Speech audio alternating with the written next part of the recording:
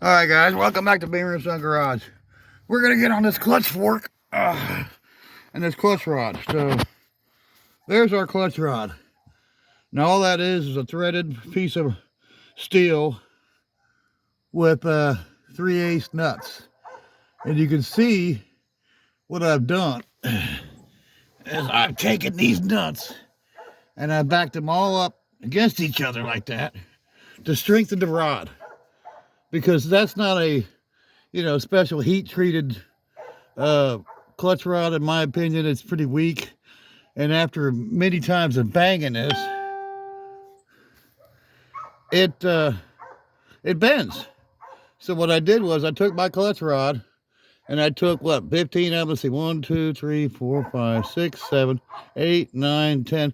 I took 11 3/8 nuts, and got one here at the end too. That's 12. And I butted them all up against each other like that to strengthen this rod, because it bends. When you're banging the clutch inside, this pushes against that clutch fork right there. And that releases and depresses, the clutch. It releases and engages the clutch. And what we got to do here is we're gonna have to extend it out some more, I guess. And it does hit the little cover right here. It catches that cover, the nuts do, and puts a little ding in them, but I don't really care.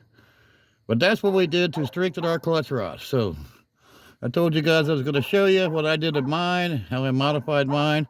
Of course, I would really like to strengthen it all the way out, the rest of the way, because it really bends in this area here too. I've seen a bow here, and of course that's why I did the nuts, but I really like to strengthen it the rest of the way down, all the way to the clutch fork. I haven't figured out how I'm going to do that yet, but that's for another video. But that's it. That's what I did. That's how I took a stock factory. You can still see the tag right there. That's a dealer Ford number, Ford tag. I bought a factory Ford clutch rod from Beachfront Ford and added that to the Mach. And 20 years after this car was built, like 1990, 91, you can still buy parts from the dealer. But after 20 years, they don't stock them anymore. You can't get nothing like that from Ford, from a dealer. You have to go aftermarket to somebody that maybe have an NOS part, do old stock part, or an aftermarket clutch rod.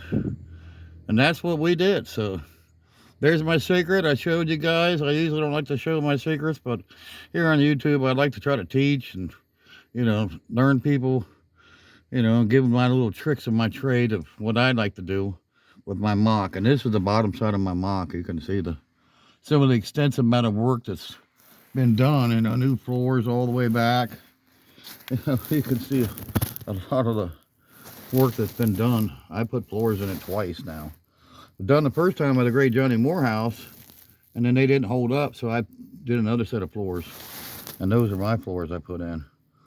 The exhaust was done years ago by Midas Muffler. Yeah, Midas Muffler did that exhaust, and we're talking probably 30 years ago. Midas Muffler did that exhaust. It's still holding up, and that is the factory original underneath of my '69 Mach with the factory original transmission and the Windsor. Still original engine. The numbers matching all the way back. The transmission's been rebuilt by AMCO, AA MCO. Yeah, they rebuilt the tranny. And the engine was done by Kevin Horney, formerly known as the Mach Shop. He did the engine. I've done the suspension. It's got a beeper coil spring in there. Big block coil springs.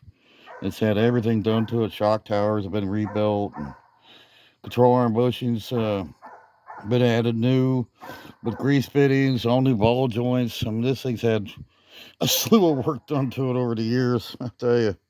And I just noticed the rear torque boxes need some welding too, so I just found some more work that's got to be done. I'll probably go see my friend Doug Hamilton and probably get some steel. Go see Doug. Get Doug to add some braces to my rear of my torque boxes. The rear torque boxes are kind of rotted. Don't like that. So we'll go probably see our buddy probably after we get this thing stopping and, you know, back on the road. We'll go see Doug Hamilton. So there you guys go. Of course, you can see I jacked it up really high. And of course, I took all of the safety provisions that you could take. You know, jack stand in the back, because the back tower is off the ground. I jacked it up so high. And of course, I put another jack stand underneath here, because I'm by myself. My son's not here right now. And if this thing would fall, it'd crush Dad, and he'd come home finding Dad dead under the car. So, you know, when you're by yourself, working by yourself, you got to take all the safety precautions that you can. So, and I did. And that's it, guys. The only thing I got to do is get a 9/16 wrench, and I have to take that gutter pin out and then loosen some of the nuts, extend that out a little bit, and hopefully get the adjustment that I want. It does have a brand new clutch in it. It doesn't have probably 5 miles on it. Brand new. My son bought me a new clutch and pressure plate, throw out bearing. I threw it all in there, and I ain't got no miles on it, so can't wait to, you know, start wearing this clutch in a little bit. You know, my car's not going to end up like Scott Speed Shop's stick-shipped Jezebel. It's not going to break the tail shaft. And, if, you know, if it would, which I don't think it's got enough power to do that, but I'm not going to pound it to make it do that, so. Not that I'm going to baby it, but, you know, I'm not going to go thrash it like I did back in the day, but I am going to have some fun with it. And those are Weld racing wheels, so. Or not, I keep calling them Weld. Those are centerline wheels we got from Tom Girding, my buddy Tom. Appreciate you, Tom. And there you guys go. So I showed you our clutch rod. I showed you how I beefed it up, what I did to it to make it stronger so it don't bend. And you guys can either use my modifications, or you can adopt it to something that you like.